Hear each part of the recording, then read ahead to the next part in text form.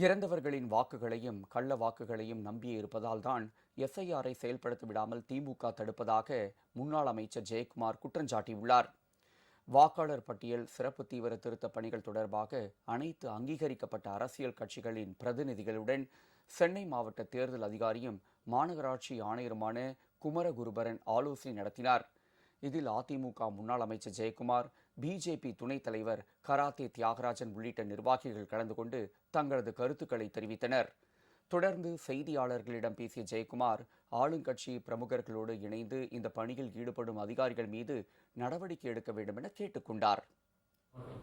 திமுகவை பொறுத்தவரை கள்ள ஓட்டை நம்பியும் அதே போல இறந்தவர்கள் நம்பி இருக்கிற ஒரு கட்சி. காலங்காலமாக அதுதான் அவங்க அந்த வேலையை செஞ்சவங்க. இப்போ என்னாச்சு, அது இந்த எஸ்ஐஆர் வரும்போது அதெல்லாம் நீக்கப்பட்டுரும். இது இறந்தவர்கள் நீக்கப்பட்டுருவாங்க. அதே போல் ஒரு ஓட்டு தான் இருக்கும், இன்னொரு ஓட்டு இருக்காது. 3 ஓட்டு வச்சுக்க மாட்டான். அந்த 3 ஓட்டு ஒரு ஓட்டுக்காரன் 3 ஓட்டு அடிப்பான். அது அடிக்க மாட்டான். செத்தவங்க உயிரோடு வரமாட்டாங்க. அது நடக்காது. அதுக்கு காலங்காலமாக இவங்க ஓட்டு போட்டவங்க. அது இல்லைன்னும் போது என்ன ஆகும், எட்டிக்காய் கசக்கம், தேல் கொட்டின மாதிரி ஒரு உணர்வு இருக்கும்.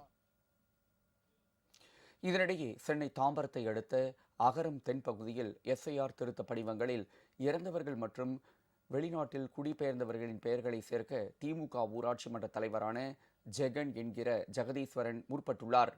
இதனை கண்டு அதிர்ச்சி அடைந்த அதிமுக நிர்வாகியான பரங்கிமலை மேற்கு ஒன்றிய கழக செயலாளர் மதுரப்பாக்கம் மனோகரன் மற்றும் முன்னாள் ஊராட்சி மன்ற உறுப்பினர் ஆதிகேசவன் ஆகியோர் தட்டி கேட்டுள்ளனர். இதனால் அங்கு பரபரப்பான சூழல் நிலவியது.